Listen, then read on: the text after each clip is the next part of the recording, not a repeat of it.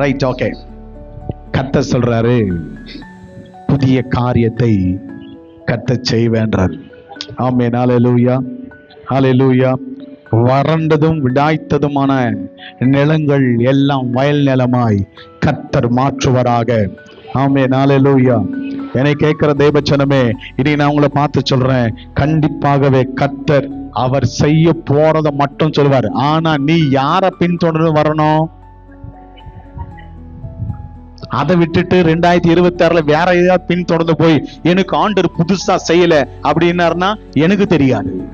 நீ ஆண்டவரை பின்தொடர்ந்தால், ஆண்டவரை பின்பற்றினால், வேதத்துல வாசிக்கிறோம், நீங்கள் மீன் பிடிக்கிறவர் அல்ல மனுஷர்கள் பிடிக்கிறவளாய் மாற்றுவேன். என்னை